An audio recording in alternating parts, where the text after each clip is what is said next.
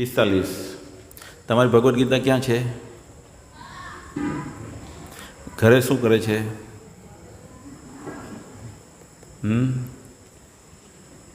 ભગવદ્ ગીતા ઘરે શું કરે છે?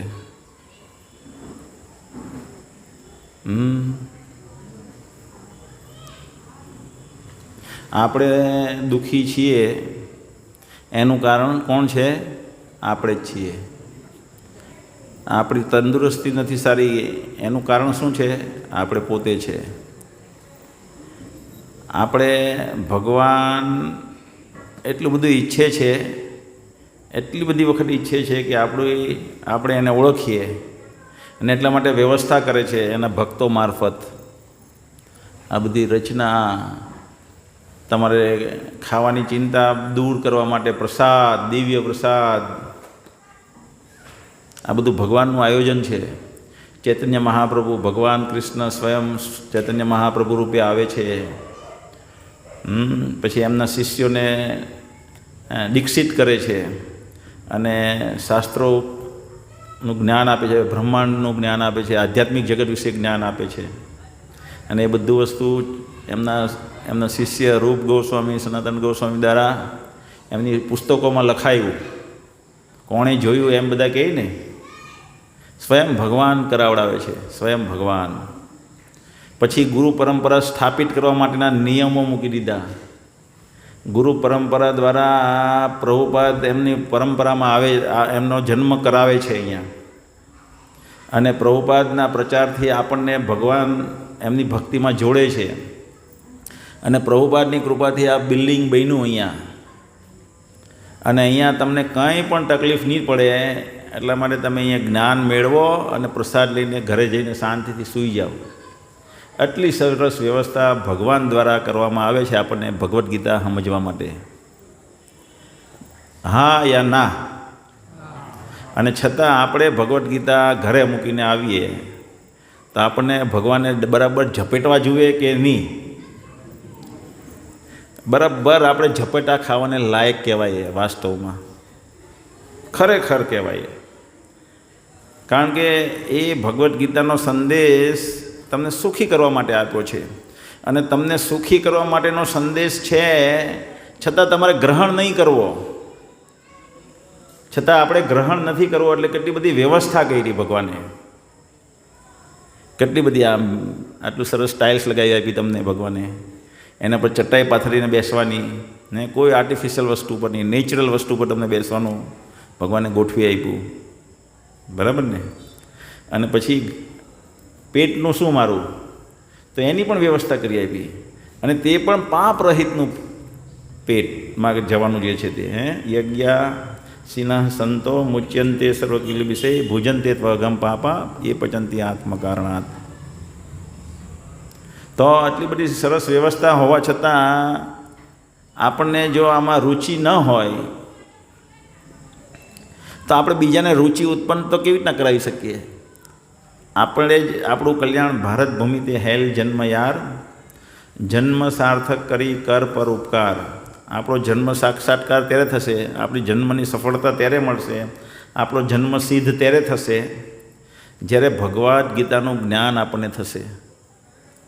અને ભગવદ્ ગીતાનું જ્ઞાન થશે ત્યારે આપણે બીજાને આપીએ કહીએ. ખિસ્સામાં 5 રૂપિયા હોય તો બીજાને 5 રૂપિયા 2 રૂપિયા આપીએ કાંઈ. ખિસ્સામાં 5 રૂપિયા જ નહીં હોય તો બીજાને 1 રૂપિયો કેવી રીતના અપાય? સંભવ નથી. તો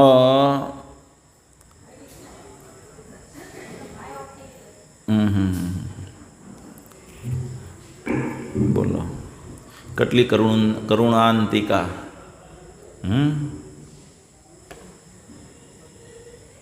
લોકો એટલા બધા રીબાઈ છે, એટલા બધા રીબાઈ છે, એટલા અનહદ રીબાઈ છે. કોઈની પર્સનલ લાઈફ વિશે આપણે નહીં કહીએ, પણ ઇન જનરલ આપણે જોઈએ તો તમે 100 વ્યક્તિને મળો, 100 વ્યક્તિને, તો 99 લોકો તમને રીબાતા મળે. એક હજી ઠીક પોઝિશનમાં મળે, સુખી કોઈ નહીં મળે. હિરોઈનને પણ લઈ લેજો, હીરોને પણ લઈ લેજો, નરેન્દ્ર મોદીને પણ લઈ લેજો.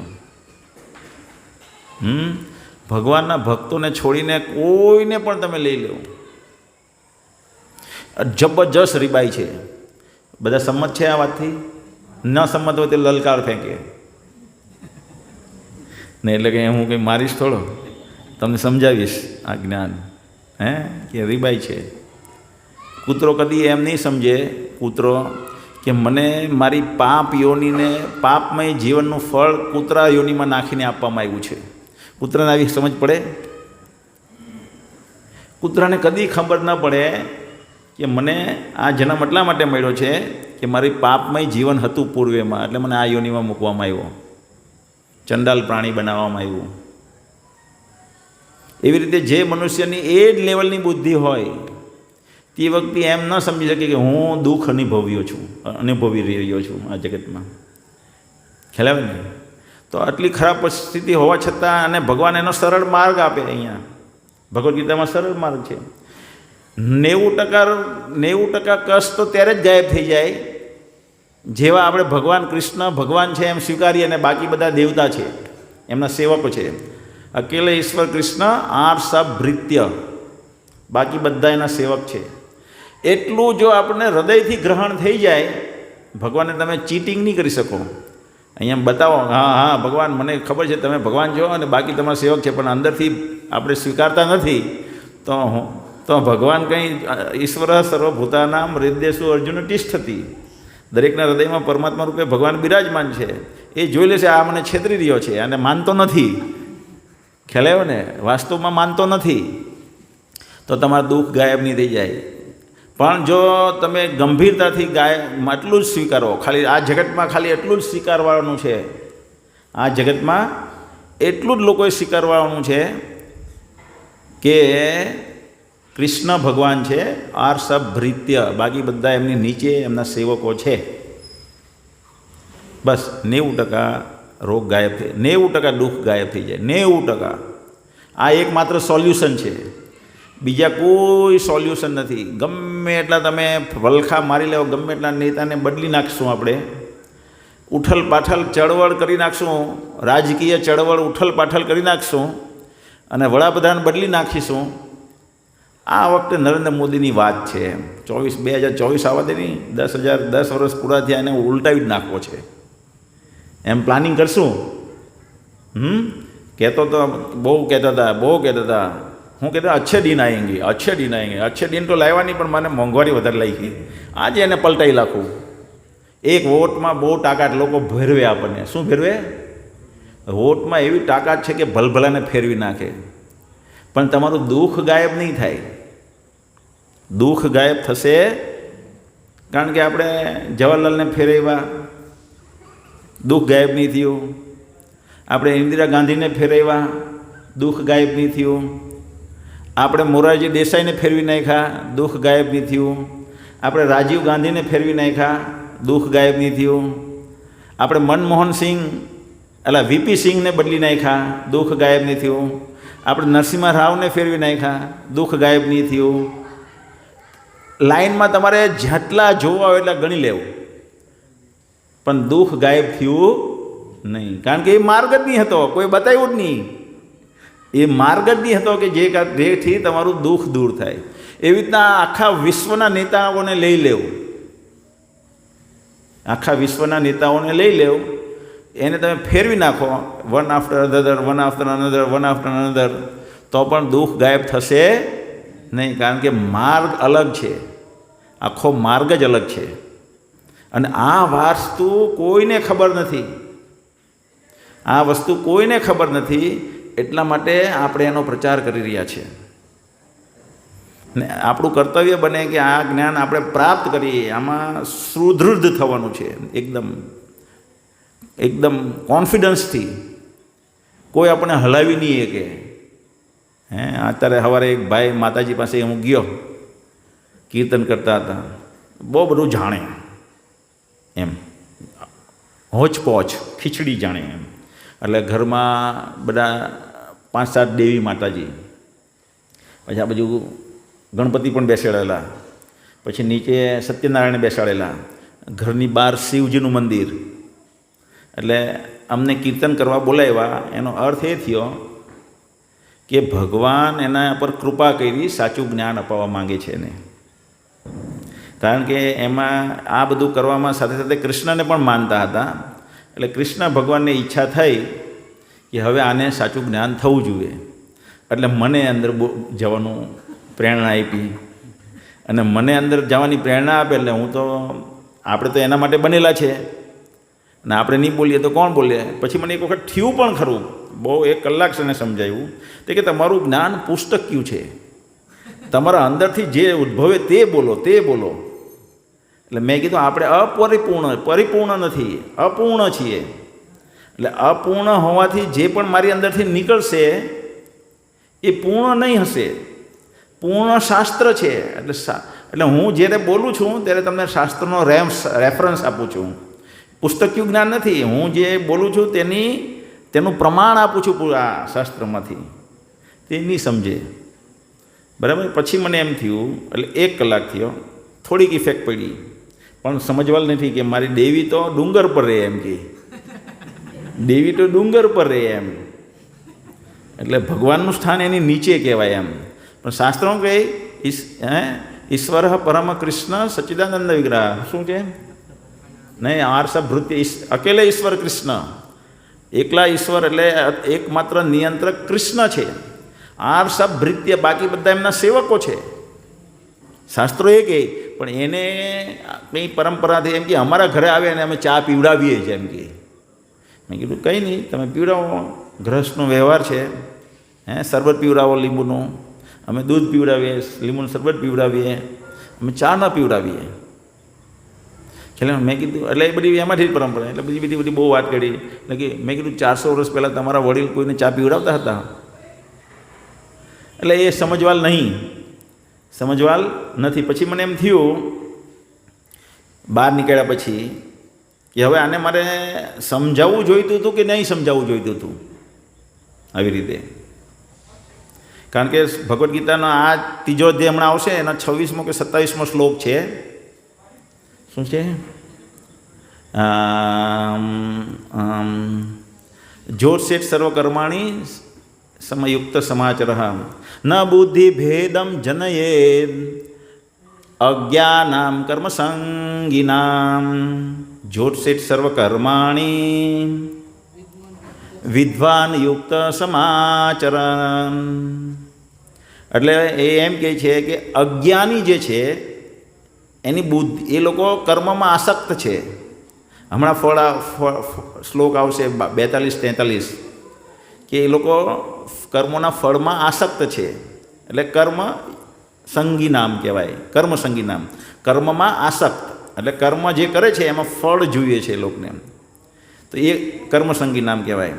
તો એને એવા લોકોને જે બુદ્ધિ હોય ને એવા લોકો કદી સમજી નહીં શકે. એ હમણાં આજે સમજાશે આપણને. તો ત્યાં એમ કહે છે એવા લોકોની બુદ્ધિમાં ભેદ ન પાડવો,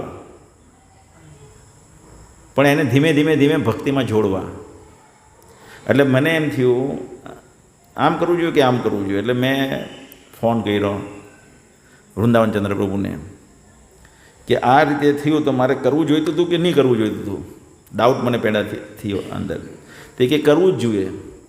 તમે એને નહીં કહેતે, ભગવાને તમને મોકલ્યા હતા એને કૃપાવશ, અને તમે નહીં કહેતા તો એને ખબર જ નહીં પડતી. અને જે તમે બોલ્યા છો એ એના એક દિવસ એને સાક્ષાત્કાર થશે. તમે જે સમજાવ્યું છે એક દિવસ એને થશે કે આ જ્ઞાન હતું, પણ હું ત્યારે ભાઈ સમજાવવા આવેલા પણ સમજી નહીં એકી હતી. એટલે લોકોને પ્રચાર કરે ત્યારે એમ વિચારે કે આપણે બોલવું નહીં જોઈએ. બધાને કૃષ્ણને હટાવી દેવા છે અને ભોગ કરવા છે. એને પણ કૃષ્ણને હટાવીને ભોગ કરવા હતા, એટલે કૃષ્ણ નીચે રાખેલા. કારણ કે દુર્ગાને ભજવાનો મિનિંગ શું છે? ભોગ કરવો છે આ જગતનો. તો આજે આ શ્લોક છે સુખ દુઃખે સમય કૃત્વા લાભા લાભો જયા જયો તતો યુદ્ધાય યુજ્યસ્વ નૈવમ પાપમ વાપ્સ્યસી. શું કહે છે? તું સુખ કે દુઃખ, હાનિ કે લાભ તથા જય કે પરાજય વિશે વિચાર કર્યા વગર યુદ્ધ કરવા ખાતર યુદ્ધ કર, અને આ પ્રમાણે કરવાથી તને કદાપી પાપ લાગશે નહીં. તો ભાવાર્થમાં હવે આ છે, અહીંયાથી ભગવદ્ ગીતાનો એકચ્યુઅલ સંદેશો શરૂ થાય છે. એકચ્યુઅલી શું કહે છે કે આપણે અહીંયા જગતમાં બધી વસ્તુ ડ્યુઆલિટી, એટલે ડ્યુઆલિટીને શું કહેવાય? સાપેક્ષ જગત છે. સાપેક્ષ કહેવાય ને. રિલેટિવલને શું કહેવાય? રિલેટિવ શબ્દને શું કહેવાય ટીચર? ગુજરાત સાપેક્ષ અને રિલેટિવ વર્લ્ડ, સાપેક્ષ જગત. ચલો કંઈ નહીં. તો સાપેક્ષ છે અહીંયા. એટલે સુખ ક્યારે ખબર પડે? જ્યારે દુઃખને અનુભવીએ ત્યારે. દિવસને ક્યારે અનુભવી શકીએ? જ્યારે રાતને અનુભવીએ ત્યારે. દિવસ ક્યારે માણી શકીએ? જ્યારે રાત અનુભવીએ ત્યારે. એટલે આ જગતમાં ડ્યુઆલિટી છે, દ્વંદ્વ છે. પણ ભગવાનનું ધામ રિલેટિવ એબ્સોલ્યુટ છે, પરમ સત્ય છે ત્યાં. તો ભગવાન કહે છે કે સુખ દુઃખની પરવા કર્યા વગર, શું કહે છે? સુખ દુઃખની પરવા કર્યા વગર યુદ્ધ કર. હવે આવું તો કોણ કરીએ? કે આપણે કંઈ પણ કરીએ તો આપણને કંઈ મળે એવી આશા હોય તો જ કરીએ ને. તમે અહીંયા આવ્યા તો તમને એમ છે અમારા કંઈક દુઃખ દૂર થશે અહીંયા આવીને. હે, ભગવદ્ ગીતા સાંભળીને મારા દુઃખ દૂર થશે એટલે આપણે અહીંયા આવ્યા. ખ્યાલ આવ્યો ને? તો અહીંયા ભગવાન કહે તને જે સુખ દુઃખ મળે, જે મળે તે મળે, તું યુદ્ધ કર. તો આવું તો આપણે સમજી શકવાના કોઈ જગતનો વ્યક્તિ સમજી શકશે નહીં. તો હવે ભગવદ્ ગીતા શરૂ થાય અહીંથી. પહેલાં જે જ્ઞાન હતું તે જ્ઞાન હતું, તે પણ જ્ઞાન છે, પણ એકચ્યુઅલ સંદેશ ભગવાન જે આપણને કહેવા માંગે છે તે અહીંયાથી કહેવા માંગે છે કે મારા ખાતર યુદ્ધ કર. હવે ભગવાન એટલે એ કહેવા માંગે છે. તો પછી કોને લાભ થશે? તો કૃષ્ણ લાભ ખાતર યુદ્ધ કરવાનું છે. કેમ? કારણ કે અર્જુનની જે પણ દલીલ હતી તેમાં પોતાનો લાભ જતો હતો. એ કહે કે હું સુખ નહીં માણી શકું, આ બધા મરી જશે તો મને આનંદ મેળવવાની કોઈ અભિલાષા રહેશે નહીં. એટલે પોતાની સંતુષ્ટિ હતી વચમાં. આ બધાને હું મારીશ તો મને પાપ લાગશે, તો એ પણ એની પોતાની સંતુષ્ટિ હતી, પાપ નહીં લાગવું જોઈએ. એમાં ભગવાનને કેન્દ્રમાં નહીં મૂકેલા હતા અર્જુને. તો એને કહેવાય ઇન્દ્રિય ભોગ. શું કહેવાય? પોતાની સંતુષ્ટિ માટે કાર્ય કરવો. ડિફાઇન થયું. એટલે આ જે શબ્દ છે, કયો શબ્દ છે? ઇન્દ્રિય ભોગ. આ શબ્દ વારંવાર ભગવદ્ ગીતામાં આવશે. એટલે ઇન્દ્રિય ભોગ એટલે શું એ તમને ખબર પડતી હોવી જોઈએ. ઇન્દ્રિય ભોગ એટલે શું? તુલસીભાઈ, પોતાની સંતુષ્ટિ માટે થઈને કાર્ય કરે તે પોતાની ઇન્દ્રિય ભોગ માટે કાર્ય કરેલું કહેવાય. કોઈ પણ વ્યક્તિ આમાંથી, આપણે દરેક વ્યક્તિ અહીંયા આવ્યા પહેલાં એ જ બુદ્ધિમાં હતા. પશુ શું કરે? ખાય, પોતાને સંતુષ્ટિ માટે ખાય. ખ્યાલ આવ્યો ને? એવી રીતે પશુ જે પણ કરે તે પોતાની ઇન્દ્રિય સંતુષ્ટિ માટે કરે. એમ મનુષ્ય જે પણ કરે તો પોતાની સંતુષ્ટિ માટે કરે. તો પશુમાં ને એનામાં તફાવત નથી. તો આને ઇન્દ્રિય ભોગ કહેવાય. અને જ્યારે એ કૃષ્ણને ઓળખતો થાય, જ્યાં સુધી એ કૃષ્ણને ઓળખતો નથી, કૃષ્ણ શું ઈચ્છે છે એ ઓળખતો નથી, કૃષ્ણ કોણ છે એ ઓળખતો નથી, ત્યાં સુધી એ કૃષ્ણ માટે કામ નહીં કરી શકે. પણ જ્યારે કૃષ્ણને ઓળખશે ત્યારે એને ખબર પડશે કે મારે જે પણ કંઈ કરવું જોઈએ તે ભગવાન કૃષ્ણની સંતુષ્ટિ માટે કરવું જોઈએ. અહીંયા ભગવાન એ તરફ દોરી જવા માટે પહેલું વાક્ય આ બોલે છે. શું બોલે છે? સુખ દુઃખ સમય કૃત્વા લાભા લાભો જયા જય. લાભ અલાભ. લાભ અલાભ શું છે? હું જીતીશ તો રાજ્ય મેળવીશ. અલાભ શું છે? બધા સગાવાળા મળી જશે. અલાભ અર્જુન માટે અલાભ છે ને, બધા સગાને મારવા પડવાના છે, તે મરી જવાના, એના વગર જીવવાનું એને ભારી લાગે છે, તે અલાભ છે એના માટે. લાભ શું છે? રાજ્ય મળશે. તો એની પરવા કર્યા વગર પરવા કર્યા વગર તું યુદ્ધ કર. તો આવી રીતે કરવાથી તું બધા પાપમાંથી મુક્ત રહીશ, ભગવાન કહે છે. તો હવે આપણને પ્રશ્ન એમ થાય, તો મારે તો મારા પિતાનું ઋણ છે, મારે તો મારી માતાનું ઋણ છે, મારે તો મારી કુળદેવીનું ઋણ છે, મારી કુળદેવી તો ડુંગર પર બેસે. ભગવાન કૃષ્ણ કરતા પહેલાં મા પહેલાં કે પિતા પહેલાં એમ કે મને? હે શું કહે? મા પહેલી કે પિતા પહેલાં એમ? એણે મને પ્રશ્ન કર્યો. મા પહેલાં એમ કે એ બેને, એટલે માતાજીએ ત્યાં મને સમજાવ્યું. તો એ લોકોને એ જાણતા નહીં કે અનાદિર આદિર ગોવિંદ સર્વ કારણ કારણમ. અનાદિ છે કૃષ્ણ ભગવાન, અનાદિ, અને આદિ છે બધાના કારણ છે. એનું કોઈ કારણ નથી. બધાના કારણ છે એટલે દુર્ગા દેવીનું પણ કારણ એ છે, બધા દેવતાઓનું પણ કારણ એ છે, પણ એમનું કારણ કોઈ નથી, એ સ્વયં છે. તો એ એની સ્થિતિ છે કૃષ્ણની. તો અત્યારે આપણે એમ છે કે હું કૃષ્ણને ખાલી કૃષ્ણને માટે થઈને હું યુદ્ધ કરીશ, કે કૃષ્ણ માટે થઈને હું કાર્ય કરીશ, તો મારે કુળદેવીનું શું? તો એટલા માટે ભાવાર્થમાં પ્રભુપાદ એક શ્લોક ટાંકે છે, અને એ શ્લોક ભાગવતમના 11મા સ્કંધનો છે. શું છે એ શ્લોક? દેવર્ષિ ભૂતાપનૃણામ પિતॄણામ ના કિંકરો નાયમ ઋણીમ ચ રાજન સર્વાત્મનઃ યે શરણ્યામ ગતો મુકુંદ પરિહૃત કૃતમ. દેવર્ષિ, દેવોનું આપણા પર ઋણ છે ભાઈ ઋણ? હિતેશભાઈ, શું ઋણ છે? બતાવો. તમારા પર દેવતાઓનું શું ઋણ છે? લેડીઝ, દેવતાઓનું આપણા પર શું ઋણ છે? તમે બોલો માતાજી. વ્હાઈટ ટી શર્ટ ને લાલ પેલું, હા તમે પેલી બાજુ જોયું. તમારું નામ શું? શ્રદ્ધા માતાજી, બોલો તમે. દેવતાઓનું આપણા પર ઋણ છે? કોણ બોલ્યું છે? હા, વેરી ગુડ. શું એ ઋણ બતાવો. વરસાદ આપે, આટલી બધી પાણીની વ્યવસ્થા કરી આપે દેવતાઓ આપણને. કેટલું પાણી! નર્મદામાં પાણી નહીં હોય તો આખું સૌરાષ્ટ્ર તરસ્યું મરી જાય. એટલે નર્મદામાં પાણી કોણ લાવે છે? નરેન્દ્ર મોદી કે દેવતા? દેવતા. સૂર્યપ્રકાશ આપે સૂર્યનારાયણ, તો સૂર્યનારાયણનું ઋણ છે આપણા પર. હવા, વાયુદેવ આપણે હવાનું આયોજન કરે. ઓક્સિજન નહીં હોય તો 1 મિનિટમાં મરી જઈએ.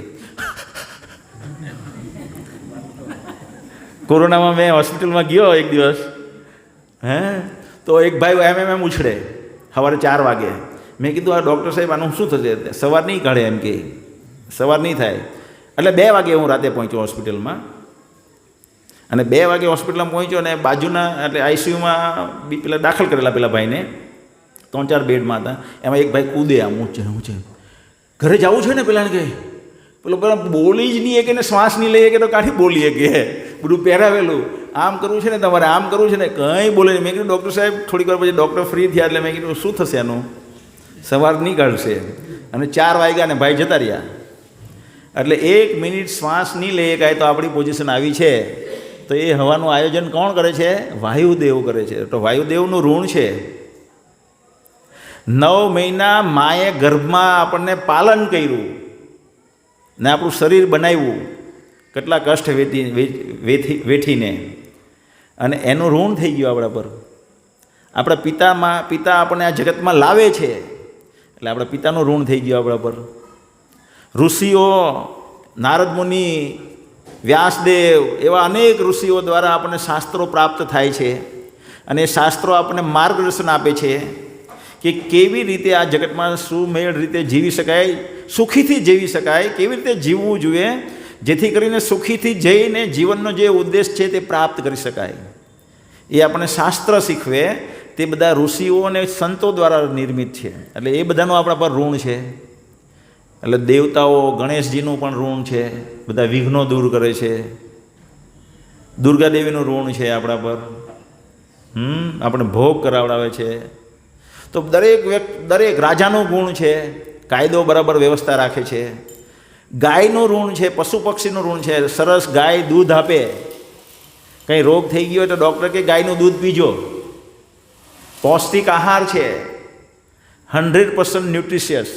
ખાલી એકલું ગાયનું દૂધ પીવાથી વ્યક્તિ તંદુરસ્ત જીવન જીવી શકે. બીજું કંઈ ખાવાની એને જરૂર નથી. ખાલી એકલું દૂધ પીયા કરે. જ્યારે ભૂખ લાગે એટલે ગાયનું દૂધ, જ્યારે ભૂખ લાગે ત્યારે ગાયનું દૂધ, તંદુરસ્ત ખોરાક.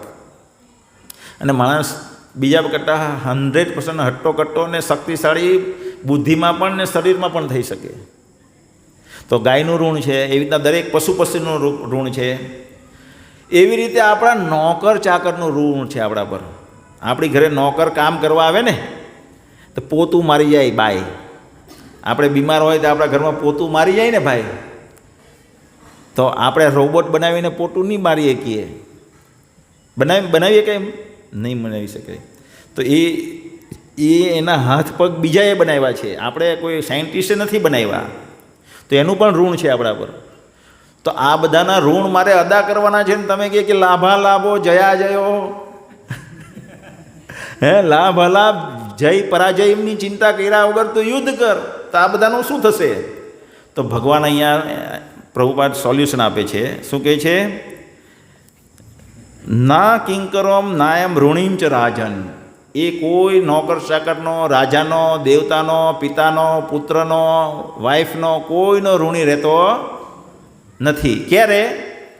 નેક્સ્ટ સ્લાઇડમાં સમજાવે છે. નેક્સ્ટ લાઇનમાં સર્વાત્મનઃ ય શરણમ શરણ્યમ. સર્વ આત્મનઃ બધા જીવાત્માઓના, શરણમ શરણ્યમ જે શરણ આપી શકે છે તે, જે આશ્રય આપી શકે છે તે. આશ્રય આપણે આપી શકીએ? આપણી પાસે સિંહ આવે અને કે મને આશ્રય આપો, તો આપણે જ ભાગી જવું પડે. સિંહને આશ્રય આપીએ શકીએ? એટલે આપણે બધા જીવાત્માને આશ્રય ન આપી શકીએ.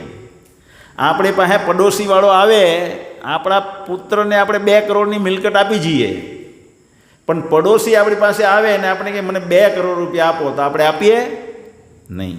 તો સર્વાત્મનઃ ય શરણમ શરણ્યમ. બધાનો આશ્રય આપણે નહીં આપી શકતા, પણ જે બધાને આશ્રય આપી શકે છે, જે બધાને આશ્રય આપી શકે છે, ગતો મુકુંદ પરિહૃત કૃતમ. એના શરણે જો તમે જાઓ, એનું નામ છે મુકુંદ. શું છે? એ આ બધાના ઋણમાંથી મુક્ત કરાવી દે એટલે એનું નામ છે મુકુંદ. એના શરણે જશો તો તમારા બધા ઋણ અદા થઈ જશે. એટલા માટે એના માટે થઈને યુદ્ધ કર, ભગવાન સમજાવે છે અહીંયા. ભગવાનને કોને સમજાવે છે? અર્જુનને. તો આપણે બધાએ શું કરવું જોઈએ? આપણે બધાએ આપણી સંતુષ્ટિ માટે કાર્ય કરવું જોઈએ કે ભગવાનની સંતુષ્ટિ માટે કાર્ય કરવું જોઈએ? અતઃ પુંભી દ્વિજ શ્રેષ્ઠ વર્ણાશ્રમ વિભાગસ્ય સ્વાનુષ્ઠિતસ્ય પુંસામ વિશ્વક્ષેન નહીં સ્વાનુષ્ઠિતસ્ય ધર્મસ્ય સંસિદ્ધિ હરિતોષનમ. હરિતોષનમ. હરિ એટલે ભગવાન કૃષ્ણનું એક બીજું નામ છે. ભગવાનના અલગ અલગ ગુણને આધારે, કૃષ્ણ ભગવાનના અલગ અલગ ગુણ હોવાને કારણે અલગ અલગ એના નામ છે. અહીંયા મુકુંદ કીધું, અહીંયા હરિ કીધું. હરિ એટલે આપણા બધા દુઃખ હરી લે છે, આપણું સર્વસ્વ હરી લે છે. 84 શું ગાય છે? બોલો બોલો. હા, પછી શું? જે બધી હરી લે છે, સર્વસ્વ નહીં, સર્વસ્વ ચોરમ. કે બિલ્વામંગલ ઠાકુર ગાય છે. બિલ્વામંગલ ઠાકુરની કહાની ખબર છે તમને? હવે મારે આમ આગળ વધવું કે અહીંયા બતાવું તમને? બિલ્વામંગલ ઠાકુર, શું નામ એની પેલી વેશ્યાનું? ચિંતામણી. એટલે બિલ્વામંગલ ઠાકુર એક વેશ્યાના લવમાં પડી જાય અને એનું નામ હોય ચિંતામણી. ને એટલા બધા પ્રેમમાં પાગલ થઈ જાય, એટલા બધા પ્રેમમાં પાગલ થઈ જાય કે એને દિવસ રાત ચિંતામણી દેખાય, બીજું કોઈ દેખાય નહીં. શું દેખાય? ચિંતામણી. એવામાં એમના પિતાનું મૃત્યુ થઈ જાય. હવે એ પિતાનું મૃત્યુ થઈ જાય તો એ અગ્નિદાહ આપવા જાય, અગ્નિ સંસ્કાર કરે ને. તો અગ્નિ સંસ્કારની જ્વાલા જે પ્રગટ થાય ને, એની લવ પર એટલે કે એની ધાર ઉપર એને ચિંતામણી દેખાવા માંડે. એટલે ચિંતામણીને જેવી યાદ આવે ને એટલે બધું છોડીને, બધા સગાવાલા આવેલા હોય એ બધાને સાઈડ પર મૂકે, આ બધા શું વિચારશે એ સાઈડ પર મૂકે ને ચિંતામણીને મળવા માટે નીકળી પડે. હવે થાય એવું કે નીકળી પડે તો ઘનઘોર રાતના 14 ઇંચ વરસાદ પડી જાય. એટલે બધી નદીઓ ફૂલ વહેવા માંડે. તો મળદું એક તરતું તરતું જતું હોય, ગાયનું કે જીવિત વ્યક્તિનું કોઈનું પણ, એને પકડીને નદી ક્રોસ કરી નાખે. એને પકડે, મળદું તો તરે ને, એને પકડીને નદી ક્રોસ કરી નાખે. અને રાતના 12-2 વાગ્યા હોય એટલે પેલી તો ભાઈ સૂઈ ગયેલી હોય ચિંતામણી તો, એટલે એ ઉપર વેલ લટકે છે એમ પકડીને જાય તો સાપ હોય, ને સાપને પકડીને પણ એને સાપ બાપ કંઈ દેખાય, એને તો ચિંતામણી દેખાય. અને એના ઘરમાં પહોંચે અને ચિંતામણી એને જોઈને આશ્ચર્યચકિત થાય કે આ સમયે તમે અહીંયા. એને એ પણ સંદેશો મળ્યો કે એના પિતાનું મૃત્યુ થઈ ગયેલું છે અને આજે તો એ અગ્નિ સંસ્કાર આપવાના છે. તો એ અગ્નિ સંસ્કાર આપવાના છે એવી ખબર હોય છતાં અહીંયા આવ્યા એટલે આશ્ચર્યચકિત થઈ જાય. અને એમ કહે છે આ જે ભાવ તમારે મારા પ્રત્યે છે, એ ભાવ જો તમને ભગવાન પ્રત્યે થઈ જાય તો તમારું જીવન વાસ્તવમાં સફળ થઈ જશે. શું? બસ એટલું જ બોલી એટલે એના ગુરુએ એને સંદેશો મોકલાવ્યો ચિંતામણી થ્રુ. આગલા જન્મમાં બહુ મહાન ભક્ત હોય, પણ આ માયાનો પ્રભાવ, દુર્ગાદેવીનો પ્રભાવ એવો છે કે કોઈ પણ વ્યક્તિ ભગવાન કૃષ્ણના માર્ગે ચાલવા માંડે પણ ફીસલી જાય. પણ ભગવાન એવા છે કે આપણને છોડે નહીં. આપણે આગલા શ્લોકમાં આવવાનું છે આજે જ. તો 2 કલાક શ્લોક ચલાવું કે અડધો કલાક? 1 કલાક બોલો.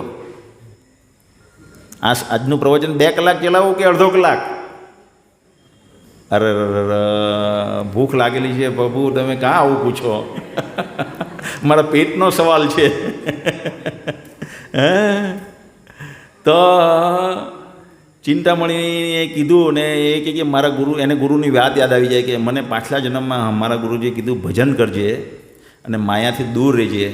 અને પાછો હું માયાના પ્રભાવમાં પડ્યો. હવે તો આ બધું છોડીને હવે મારે ઘરે નથી જવું, હું ડાયરેક્ટ વૃંદાવનમાં જાઉં. ડાયરેક્ટ વૃંદાવનમાં જવા નીકળી પડે બધું છોડીને તરત જ.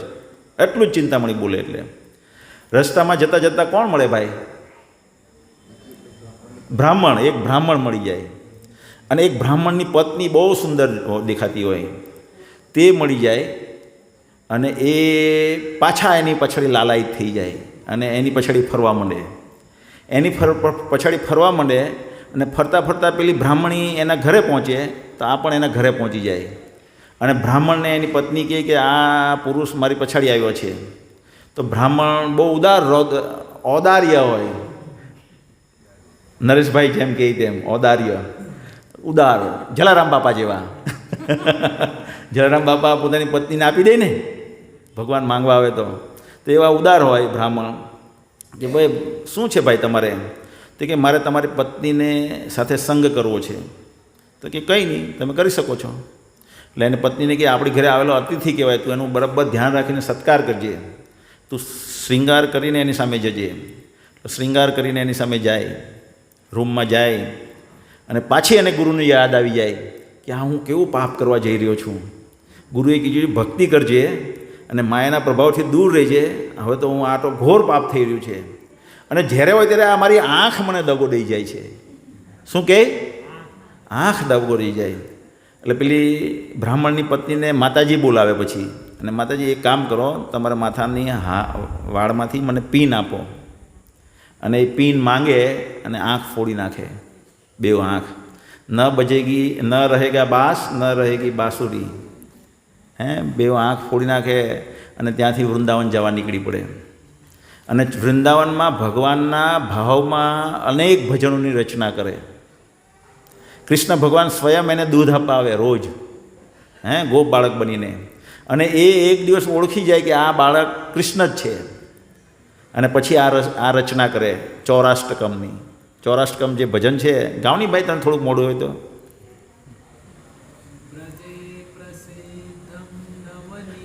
ચોરમ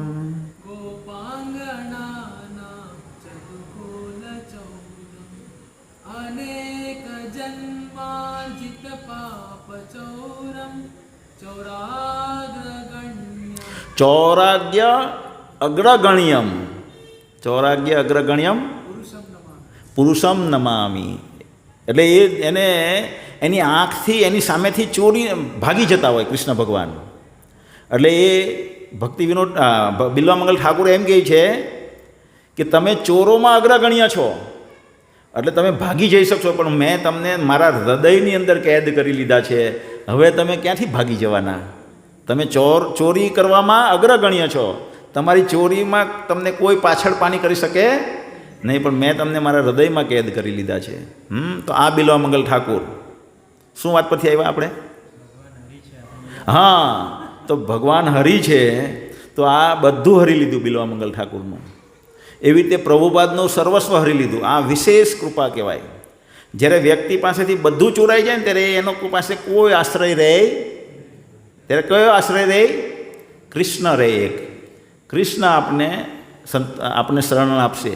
એટલે સર્વાત્મના એ શરણમ કહેવાય. બધા દરેક જીવને બધી અવસ્થામાં શરણ આપી શકે, આશ્રય આપી શકે. ગમે એવી હાલત થઈ ગઈ હોય આપણી, એક રોગ થાય પેટમાં, શરીરમાં, થોડુંક સહન કરવાની શક્તિ આપણામાં હોય ત્યાં લગીને આપણે સહન કર્યા કરીએ. એવા બીજો રોગ ઉમેરાય એટલે બહુ ડેન્જર કન્ડિશન થઈ જાય. ખરેખર ડબલ રોગ થાય એટલે ડબલ ડેન્જર કન્ડિશન. એવામાં ત્રીજો રોગ ઉમેરાય, અને ચોથો રોગ જ્યારે ઉમેરાય ત્યારે બધા સગાવાલા, મિત્ર ઘરની પત્ની છોડીને બધા ભાગી જાય. ત્યારે એટલી એની કારુણદાયક સ્થિતિ સર્જાયેલી કહેવાય એ વ્યક્તિની. અને એવી સ્થિતિમાં પણ ભગવાન આપણને આશ્રય આપે, એ હરિ, એ મુકુંદ, તો એનો આશ્રય લેવો જોઈએ. હવે ત્યાર પછીનો શ્લોક, એટલે ભગવાન કહે છે કે લાભા લાભો જયા જયો, સુખ દુઃખ સમય કૃત્વા લાભા લાભો જયા જયો, તતો યુદ્ધાય યુજસ્વ નૈવમ પાપમ વાપસ્યસી. આ જ્ઞાન સમજીને જો તું યુદ્ધ કરીશ તો તને કોઈ પાપ લાગશે નહીં. એટલે આપણે પણ આ જ કરવાનું છે. લાભ અલાભ, મારો બિઝનેસ બંધ થઈ જશે.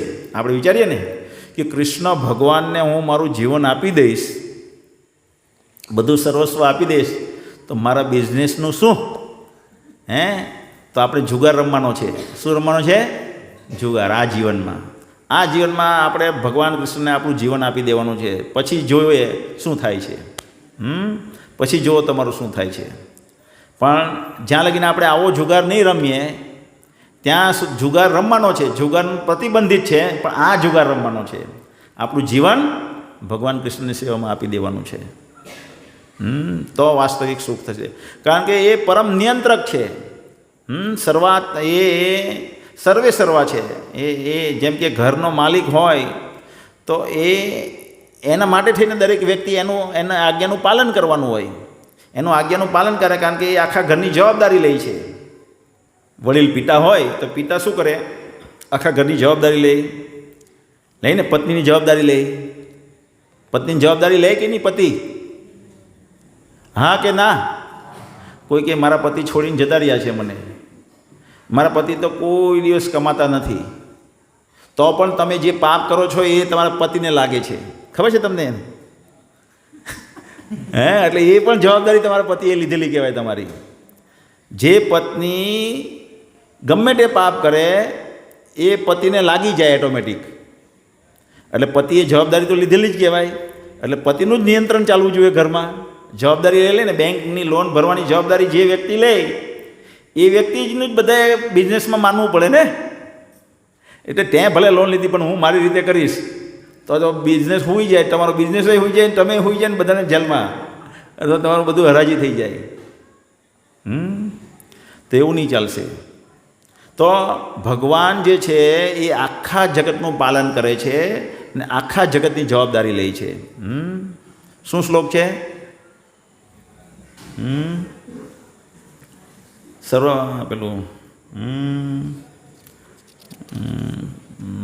ઉપનિષદનો શ્લોક છે ને, હમણાં યાદ આવશે એટલે હું બોલીશ. ચાલો, એટલે એ પ્રમાણ આપતો હતો, અત્યારે પ્રમાણ ભૂલાઈ ગયું છે. પણ એ ભગવાન નિત્યો નિત્યાનામ ચેતન ચેતનાનામ એકો બહુનામ યો વિદધાતિ કામન.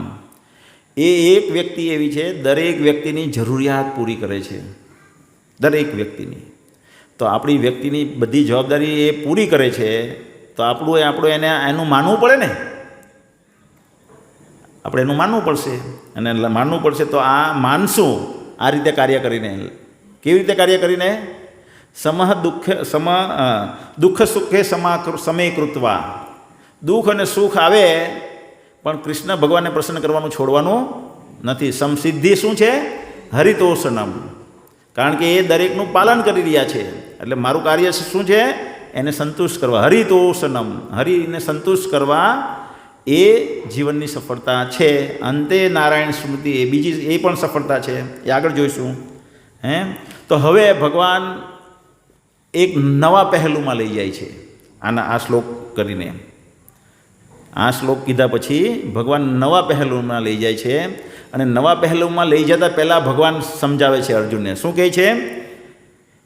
એસા તેભિહિતા સાંખ્યે બુદ્ધિ યોગે ત્વિમામ શૃણુ બુદ્ધયા યુક્તો યયા પાર્થ કર્મ બંધન પ્રહાસ્યસી. શું છે અનુવાદ? શું છે? મેં અહીં પૃથક્કરણાત્મક અભ્યાસ એટલે કે સાંખ્ય દ્વારા આ જ્ઞાનનું વર્ણન કર્યું છે. કયું જ્ઞાનનું વર્ણન કર્યું સાંખ્ય દ્વારા?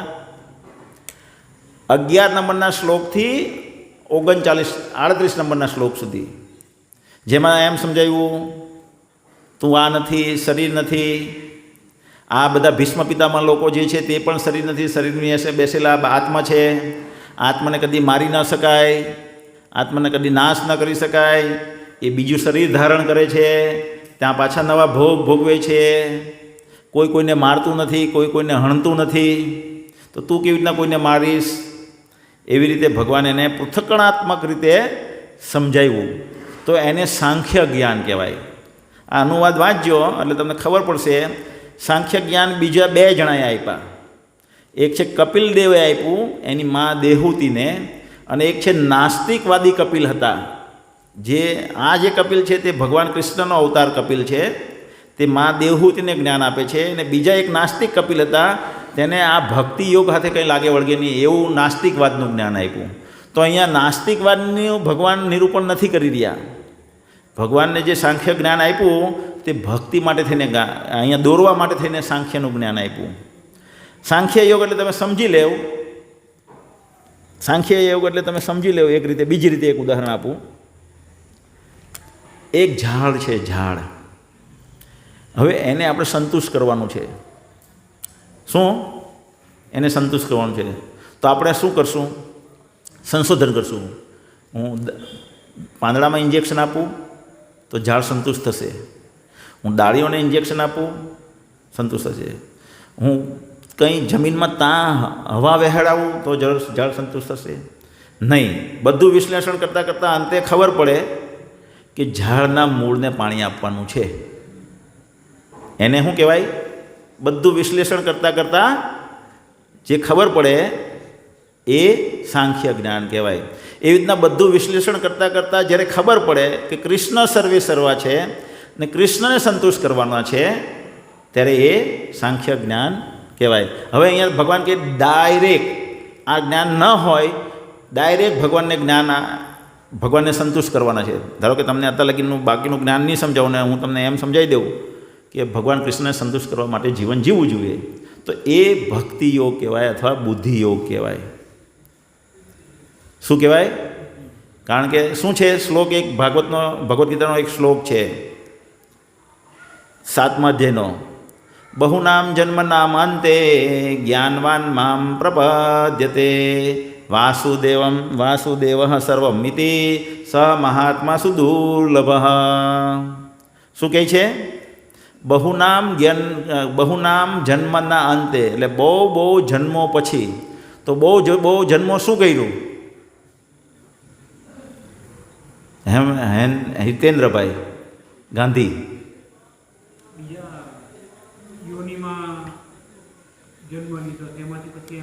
બહુ બધા જન્મો સુખી થવાનો પ્રયત્ન કર્યો. શું કર્યો? કર્મી બન્યા. એને કર્મીઓ કહેવાય. કર્મી એટલે આ બધા લોકો દોડે છે ને. મુકેશ અંબાણી કેટલું દોડે છે? કર લો દુનિયા મુઠ્ઠી મેં, કંઈ સૂત્ર આપેલું ને? શું આપેલું? એવું જ કંઈ સૂત્ર હતું ને થોડાક વર્ષ, આના 10 વર્ષ થયા.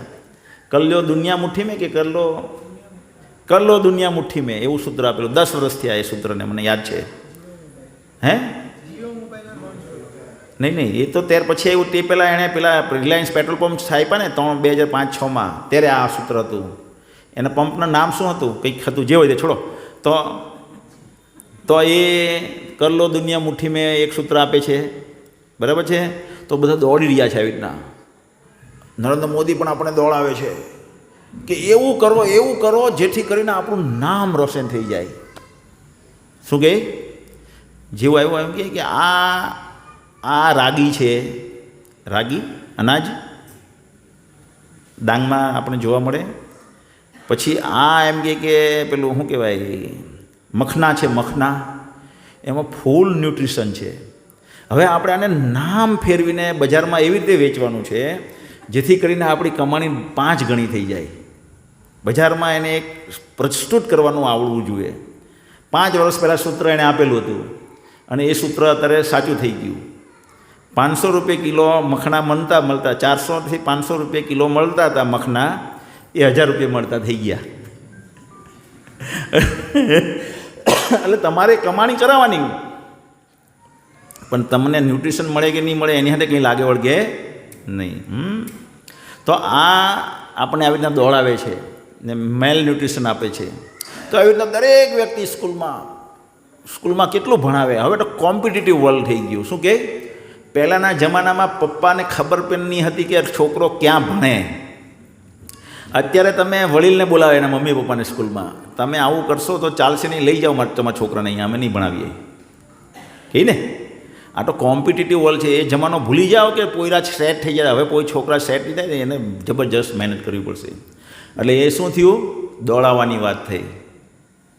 તો એવી એના કર્મીઓ આવી રીતના દોડ્યા કરે. કર્મી લોકો શું કરે? ને ભગવાનના ભક્તો પણ દોડે. ભગવાનના ભક્તો જ્યારે કર્મી હોય એની કરતાં 1000 ગણું દોડે, પણ ભગવાનને સંતુષ્ટ કરવા માટે દોડે. એ જ્યારે કર્મી હોય ત્યારે કોઈ વખત પિક્ચર બી જોઈ લેતો, કોઈ વખત ફરવા પણ જઈ રહેતો, કોઈ વખત ક્રિકેટની મેચ પણ રમી લેતો. પણ જ્યારે એ ભગવાનનો ભક્ત બને ત્યારે આ બધું છોડી દે, છતાં દોડ્યા કરે, કારણ કે ભગવાનને સંતુષ્ટ કરવાના છે. કંઈ વચ્ચે કોઈ વખત નહીં કરે. સમજમાં આવે છે ને વાત? વચમાં કોઈ વખત એ નહીં કરશે ભગવાનના ભક્ત. એટલે ભગવાનના ભક્ત બન્યા પછી વ્યક્તિ ડબલ ટ્રિપલ ચોપલ પંચલ દોડતો થઈ જાય. એટલે કોઈ મને એમ કે પ્રભુજી તમે બી દોડો છો તો તમારે કર્મીમાં કે ભક્તિમાં? હવે તમારે ગણવાના. હું બહુ દોડું બાય નેચર. હું પહેલાં હેવી કર્મી હતો અને એ કર્મીને લીધે ત્યારે હું બહુ દોડતો, બાઇક પર દોડતો. હવે કારમાં દોડું છું. ખાલી દોડવાની રીત બદલાઈ ગઈ પણ દોડું છું. પણ હવે ભક્તિમાં દોડું છું. તો એવી રીતના કર્મીઓ બહુ પ્રયત્ન કરે, પણ આ જગતમાં દુર્ગાદેવી પ્રકૃતિ એટલી બધી કડક છે, દુર્ગાદેવી એટલા કડક છે, આપણને સુખી થવા દેશે નહીં.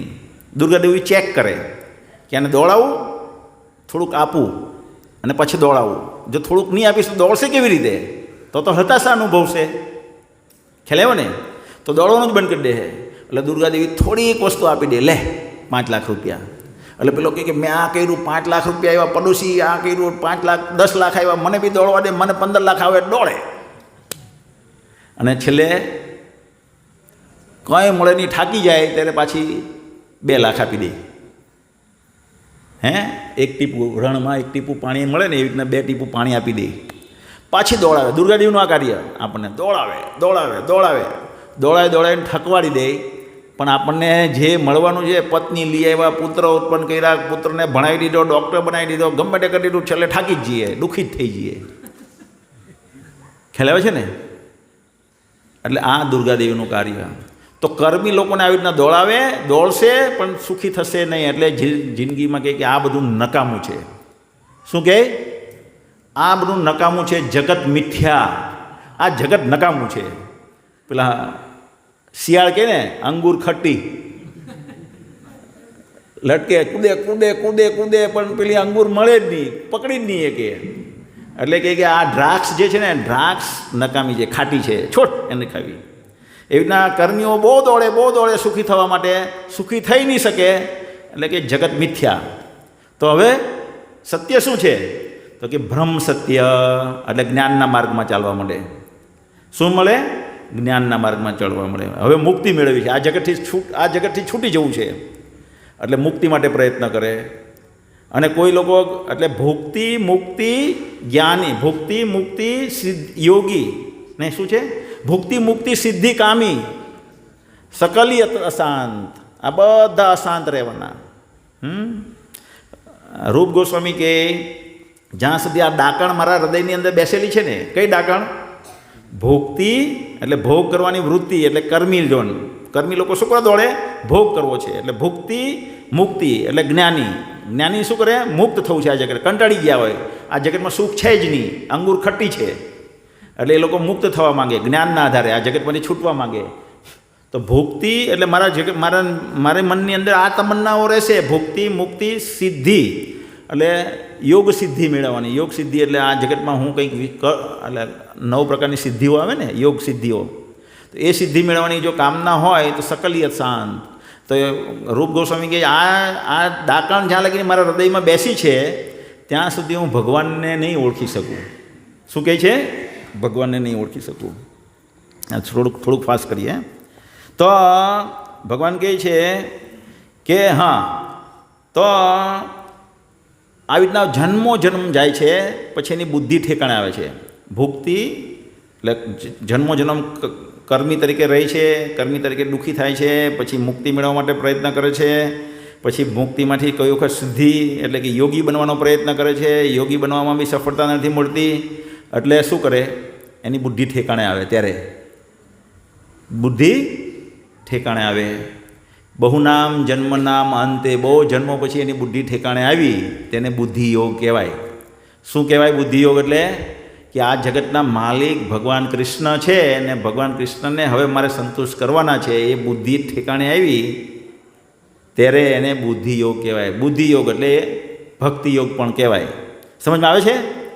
તો ભગવાન કહે છે, મેં તને અત્યારે સાંખ્ય યોગનું વર્ણન કર્યું, અત્યાર સુધી સાંખ્યનું વાત કરી, કે વિશ્લેષણ કરીને મને જ જાણવાનો હતો.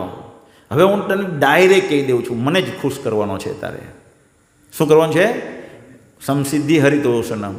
એટલે કે બુદ્ધયા યુક્તો યયા પાર્થ કર્મ બંધન પ્રહાસ્યસી.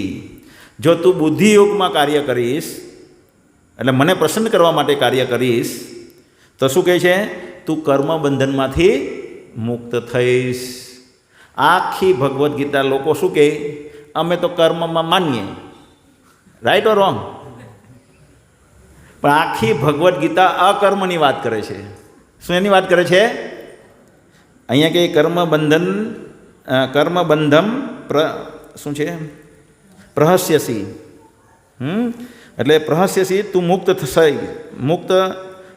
થઈશ. કર્મબંધનમાંથી મુક્ત થઈશ. તો કર્મબંધનમાંથી મુક્ત થઈશ એટલે અકર્મની વાત થઈ.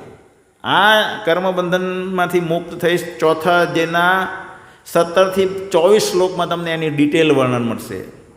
ચોથા જેમાં 17 નંબરના 18 નંબરના શ્લોકથી 24 નંબરના શ્લોકમાં તમને ડિટેલમાં વર્ણન મળશે કે ભગવાન શું વાત કરી રહ્યા છે? અકર્મની વાત કરી રહ્યા છે. તો લોકો કહે કે અમે તો કર્મમાં માનીએ, ભગવાન કહે અકર્મ કરો. બધી વસ્તુની જગતમાં તકલીફ શું છે? કર્મબંધન, દુઃખ છે. દુઃખ શેના લીધે છે? કર્મબંધનને લીધે છે. કોઈનું ઉદાહરણ આપવું સારું બહુ ભારી પડે. વ્યક્તિગત ઉદાહરણ આપે તો માટે કોઈને ખોટું બી લાગી જાય, પણ એટલા ખતરનાક હોય છે. એટલે તમને એક ઉદાહરણ આપું. હું પુસ્તક વિતરણ કરવા ગયો અને એક વ્યક્તિને જોઈ તો પથારી વશ હતી, ડોહો, ઘરના વડીલ, વૃદ્ધ, અને માળી હતા, તે ચાલી નહીં શકતા હતા. પેલો પથારીમાં અને પેલો ચાલી નહીં શકે, પેલી ડોશીમાં. અને મેં કીધું તમારા ઘરમાં કોઈ છોકરા? કે છોકરા છોડીને ચાલ્યા ગયા છે. મેં કીધું કેમ? તે કે તને બતાવી દઈશ, હવે તું તારી શું દશા થાય છે એમ કરીને જતા રહ્યા છે. તારી શું દશા થાય એ તું જોઈ લેજે એમ અમને કહીને જતા રહ્યા છે. હવે આનાથી મોટું દુઃખ કયું હોય ભાઈ?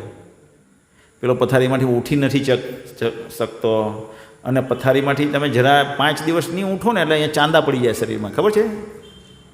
અને આવી દશામાં અને આવી રીતે રીબાય છે. અને એનું કારણ શું છે? કર્મબંધન. છોકરાને સંસ્કાર જ નહીં, પણ છોકરો છોડીને જતો જ રહે ને.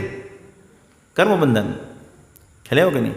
તો દરેક વ્યક્તિ જે પણ અહીંયા ભોગવે છે, આપણે બધા દુઃખ ભોગવે, પહેલાં એક વાક્યમાં આપણે સાબિત કર્યું, અને એ બધાનું કારણ છે કર્મનું ફળ, એટલે કે એને કર્મબંધન કહેવાય.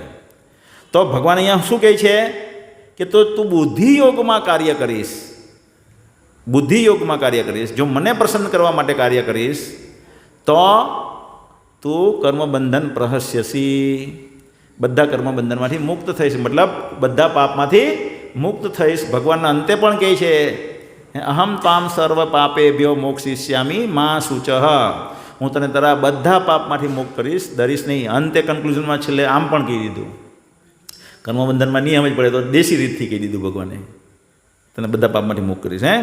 એટલે હવે ભગવાન વર્ણવી રહ્યા છે શું? બુદ્ધિયોગ. હવે બુદ્ધિયોગનો મહિમા ગાય છે આગલા શ્લોકમાં. એટલે અત્યાર સુધી મેં તને સાંખ્ય કીધું, હવે હું બુદ્ધિયોગ કહું છું. હવે એ બુદ્ધિયોગનો મહિમા ગાય પહેલો ભગવાન. દરેક વ્યક્તિ જ્યારે પણ કંઈ વર્ણન કરે, આપણે પણ કોઈને સમજાવવા જઈએ કે આમાં આ સ્કીમમાં રોકાણ કર, જીએ ને, જીએ કે નહીં જીએ? આપણું કમિશન મળવાનું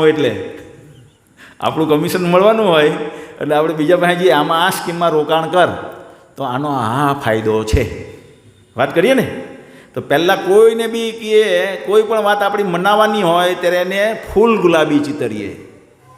અહીંયા ભગવાન ફૂલ ગુલાબી નહીં ચિતરી રહ્યા, વાસ્તવિકતા કહી રહ્યા છે. તો એ માર્ગનો શું લાભ છે એ બતાવી રહ્યા છે. શું? બુદ્ધિ યોગનો લાભ શું છે એ આ 40મા શ્લોકમાં ભગવાન બતાવે છે. બહુ પ્રસિદ્ધ શ્લોક છે, 90% આમાંથી જે ધોતિયાવાળા છે એમાં બધાને મોઢે હશે આ શ્લોક. કીર્તિ બોલો.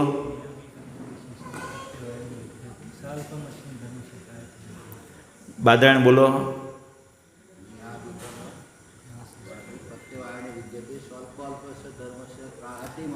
હા, બધાને મોઢે, એટલે તમે બી બધા મોઢે કરી લેવો.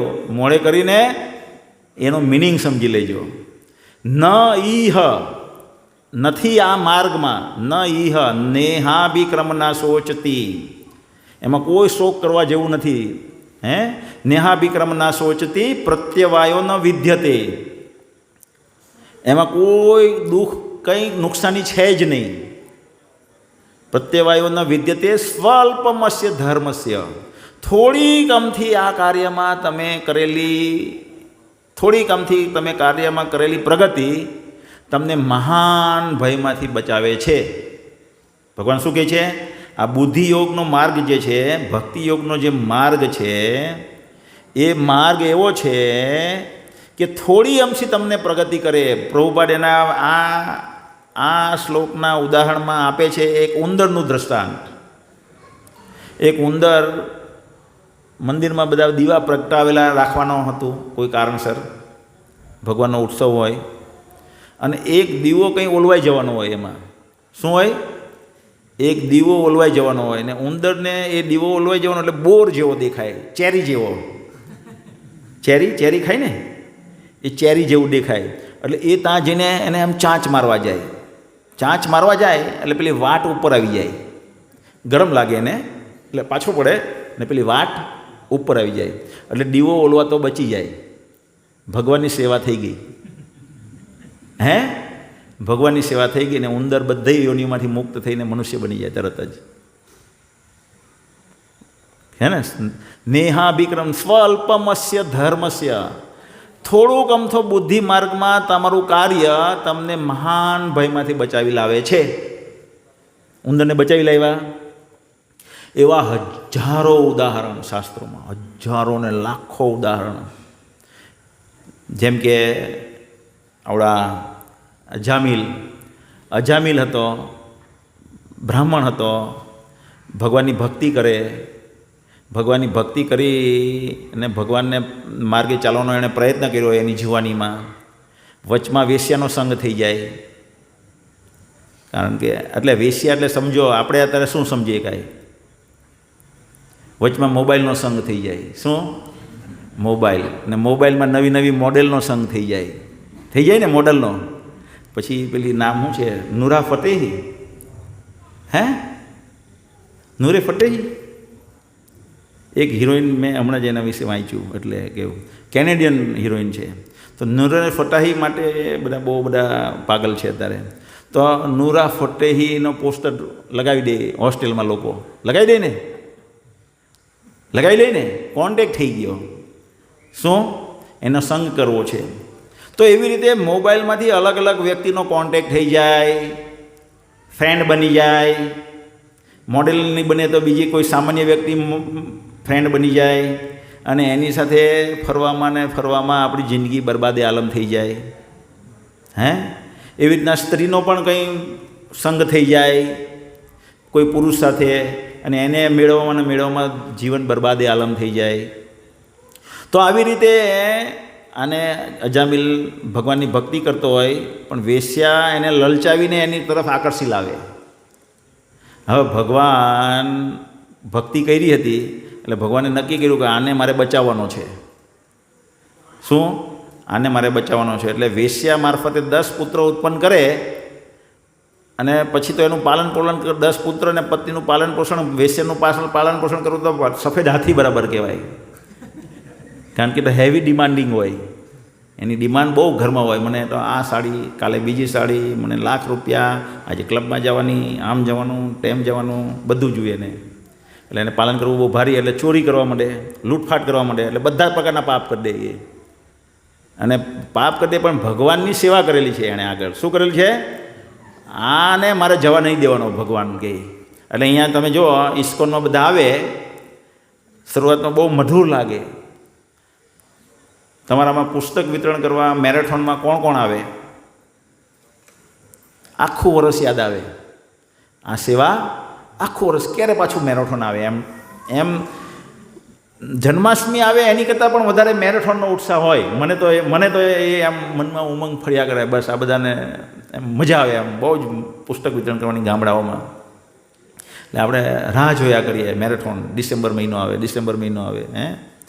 તો એ ભગવાનની સેવાનો રસ આપણને લાગી જાય, ને વચમાં જો તૂટી જાય કોઈ કારણસર, માયાનો પ્રભાવ બહુ સ્ટ્રોંગ છે. દેવી હિ એસામ ગુણમયી મમ માયા દુર્ત્યાય મામેવ પ્રપદ્યંતે માયામ એતામ તરંતી તે.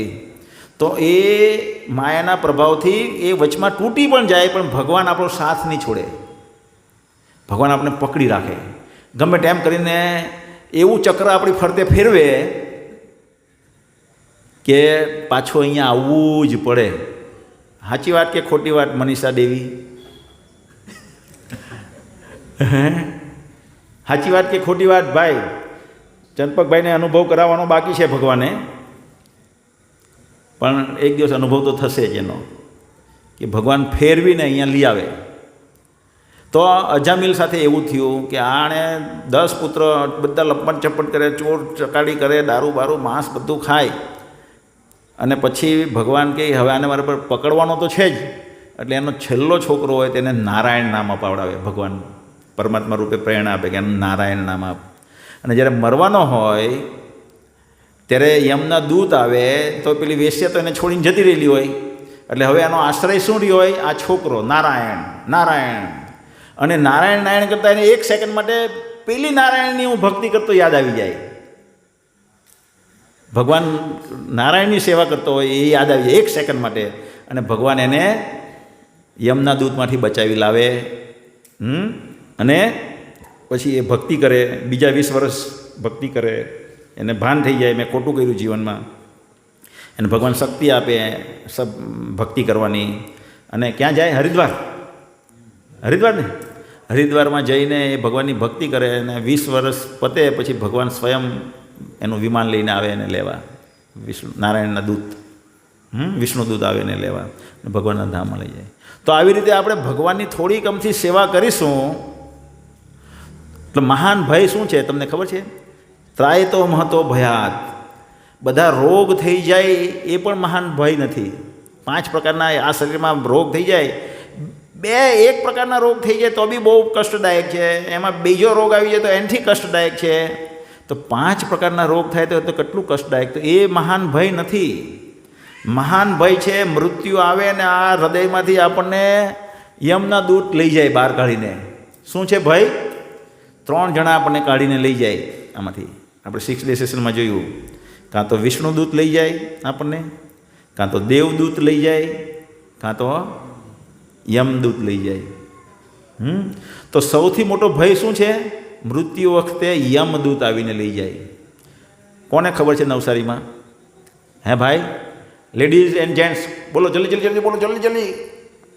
કોઈને ખબર નથી ને આપણે કોઈને બતાવતા નથી. આપણે કોઈને બતાવતા પણ નથી, કારણ કે આપણે જાણવું પડે ને. આ તો રોજ ભગવદ્ ગીતા અહીંયા લઈને આવવી પડે તો આપણે જાણીએ, તો કોઈને બતાવીએ કાંઈ. પણ આપણે આ કરવાનું નથી કે મહાન ભય આ છે.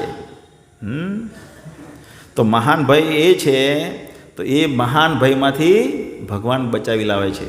મહાન ભયમાં ભગવાન કે આગળ બીજે બી એક જગ્યાએ કીધું. એટલે આમાં એક બીજો શ્લોક છે રેફરન્સમાં, ત્યક્ત્વા. પ્રભુપાદ આને સમજાવે છે. આ જ વસ્તુ નારદ મુનિ વ્યાસદેવને સમજાવે છે. નારદ મુનિ વ્યાસદેવે બહુ બધા શાસ્ત્રોની રચના કરી અને છેલ્લે મહાભારતની રચના કરી, પણ એ સંતુષ્ટ થયા નહીં. કેમ સંતુષ્ટ નહીં થયા? એ ભગવાન નારદજી એને સમજાવે છે કે બધા જીવોની વૃત્તિ છે ઇન્દ્રિય ભોગ કરવાની, અને તમારા શાસ્ત્રોમાં તમે પ્રલોભન આપ્યું, ઇન્દ્રિય આવી રીતના કરો, ઇન્દ્રિય ભોગ તમે સંતુષ્ટ થશો, તમારી સંતુષ્ટિ માટે થઈને કાર્ય કરવાનું, અને આવી રીતના કરવાથી તમને બધું ખાવા પીવાનું, રહેવાનું, સારી પત્ની મળી જશે, સારું ઘર મળી જશે, બધું તમે શાસ્ત્રમાં લખ્યું. તો લોકોની તો આ જ વૃત્તિ છે અને તમે એને પ્રમોટ કરી, એટલે આ કાર્ય દ્વારા ભગવાન સંતુષ્ટ નથી, એટલે તમે સંતુષ્ટ નથી. એટલે તમે શુદ્ધ ભક્તિનો માર્ગ લખો. હવે શું કહે છે?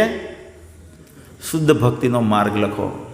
અને પછી નારદ મુનિ એને સમજાવે છે. શું સમજાવે છે? કે આ માર્ગની વિશેષતા જુઓ. જેમ અહીંયા ભગવાન કૃષ્ણ સ્વયં સમજાવે છે ને, આ માર્ગની વિશેષતા. કયા માર્ગની? લાભુ એલબી. કયા માર્ગની વિશેષતા ભગવાન બતાવી રહ્યા છે આ શ્લોકમાં? બુદ્ધિ યોગના માર્ગની, ભગવાનને સંતુષ્ટ કરવાના માર્ગની વિશેષતા બતાવી રહ્યા. તેવી જ રીતે રેફરન્સમાં પ્રભુપાદ બીજો એક શ્લોક આપે છે ભાગવતમાંથી, જેમાં નારદ મુનિ બતાવી રહ્યા છે આ માર્ગ પર ચાલવાની વિશેષતા. સમજો છો ને? તો શું કહે છે? ત્યક્ત્વા સ્વધર્મ. શું કહે છે? સ્વધર્મ એટલે ગયા વખતે જોયું આપણે રવિવારે. શું કહે છે? શું કહે છે પેલો શ્લોક? ચાવેક્ષ્યમ. શું કહે છે? ચાવેક્ષ્યમ 32 કે 33મો શ્લોક છે ને?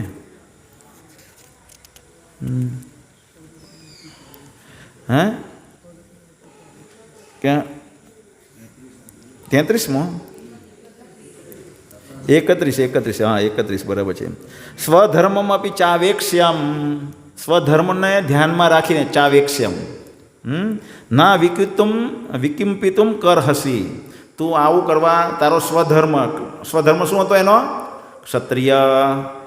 તો સ્વધર્મ ત્યાં પણ વર્ણન છે, અહીંયા પણ ભગવાન કહે છે ત્યક્ત્વા સ્વધર્મ. પોતાનું કાર્ય કરીને, જેમ કે ઘણા લોકો આ હરિકીર્તન છે. હરિકીર્તન શું હતા? કોલેજમાં લેક્ચરર હતા. શું હતા? પ્રોફેસર કે લેક્ચરર? પ્રોફેસર. તમે માસ્ટર કર્યું છે? માસ્ટર કર્યું છે એમાં? ઓહો, કાંઠી કાં છે હે? તો ચશ્મા તો ભાઈ પ્રોડક્શન, મેન્યુફેક્ચરિંગ અને ઓટોમેશનમાં માસ્ટર કરી અને પછી કોલેજમાં પ્રોફેસર બની ગયા. હવે લાઈન શું હતી? પ્રોફેસરમાં. સ્વધર્મ શું અપનાવેલો હતો? આજીવિકા મેળવવા માટે પ્રોફેસરનો. અને લાઈનમાં ક્યાં આવી ગયા? પ્રોફેસરને છોડી દીધા અને અહીંયા ભક્તિમાં આવી ગયા. પ્રોફેસરિઝમ છોડી દીધી. તો આને ત્યક્ત્વા સ્વધર્મ કહેવાય. એવી રીતના ક્ષત્રિય એટલે આવી રીતના આપણે બધા કાર્યમાં લાગેલા છીએ. કોઈને કોઈ કાર્યમાં લાગેલું છે. આ પ્રિયાંક લાગેલો છે એની પ્રકાશ ટ્રાવેલ્સ ચલાવવામાં, અને એ પ્રકાશ ટ્રાવેલ્સ છોડીને પૂર્ણપણે ભક્તિમાં લાગી જાય તો ત્યક્ત્વા સ્વધર્મ કહેવાય. શું કહેવાય? તો ત્યક્ત્વા સ્વધર્મમ ચરણાંબુજમ હરેર. ચરણ અંબુજ, હરેર, હરેર એટલે ભગવાન કૃષ્ણ હરિ, આપણે નામ જોયું ને હરિ. તો એ હરિને ચરણ અંબુજ જ્યારે પકડી સ્વીકારે છે કોઈ, ત્યારે શું થાય છે? ભજન અપકોથ પતિત તતો યદી હરિ. યદી એટલે બે વસ્તુ થાય છે. કાં તો જો એ બધું છોડીને ભગવાનની સેવામાં આવી જાય તો પણ એનું કલ્યાણ છે. અહીંયા એમ કહે છે, શું કહે છે? બધું છોડીને ભગવાનની લાભમાં આવી ગઈ. કારણ કે ભગવાન કીધું સ્વલ્પમસ્ય ધર્મસ્ય ત્રાહે તો મહત્વ ભયાત. થોડી ગમથી મારી સેવા કરે તો કાં પહોંચી જાય? તો આ તો બધું પૂર્ણપણે લાગી ગયેલા છે, તો એ લોકોનું તો શું થવાનું? બરાબર ને? ખ્યાલ આવે છે ને? તો હવે ત્યક્ત્વા સ્વધર્મ ચરણાંબુજ હરિ ભજન. હવે બીજી લાઈન, તો કોઈ વ્યક્તિ કે હા હું લાગી જાઉં પણ વચમાં મને માયાએ એટેક કરી દીધો, તો વચમાં કોઈ અમેરિકન લડકી, હું વૃંદાવનમાં જઈને સાધુ થઈને બેસી ગયો ને અમેરિકન છોકરી સાથે મને પ્રેમ થઈ ગયો, તો આ તો ભાઈ ગમે ત્યાં માયા વળગી જાય, માયાનું રૂપ તો ગમે ત્યાંથી વળગી જાય ને. તો પણ ભગવાન અહીંયા કહે છે, શું કહે છે? આ માર્ગની વિશેષતા બતાવી રહ્યા છે. વિશેષતા એ છે, ભજન અપકવોથ પતે તતો યદી, એટલે ભક્તિમાં પૂર્ણતા હાંસલ નથી કરી, એણે વચમાં પડી ગયો. શરૂઆત કરી ગંભીરતાથી અને વચમાં પડી ગયો. ભાઈ પડી નથી જવાનું, હે એટલે આ તો ભાઈ કે જય ગોવિંદ પ્રભુએ કીધું વચમાં પડી જાઓ, વાંધો નથી. હે તો શું કહે છે આગળની લાઈન? યત્ર ક વા ભદ્ર અબુધ અમાસ્યુ કિમ, કે ભાઈ તો પણ એને કંઈ નુકસાન નથી. શું કહે છે? કશું નુકસાન થવાનું નથી. જો ભગવાનની સેવાના માર્ગે એ થોડોક સમય પણ ગંભીરતાથી કોઈ આવીને લાઈનમાં ચાલે છે અને પછી પડી જાય છે કોઈ કારણસર, તો પણ એને કોઈ નુકસાન નથી. કારણ કે આગળ તમે જોશો ચોથા અધ્યાયનો 35-36 એટલે છઠ્ઠા અધ્યાયનો 34-35 કે 36મો શ્લોક છે, એમાં ભગવાન કહે પ્રાપ્ય પુણ્યકૃતાન લોકાન ઉષિતા શાશ્વતી સમા. શું છે? પ્રાપ્ય પુણ્યકૃતાન લોકાન ઉષિતા શાશ્વતી સમા. શું છે? યોગ ભ્રષ્ટો બી જાય તે પહેલું લાઈન શું છે?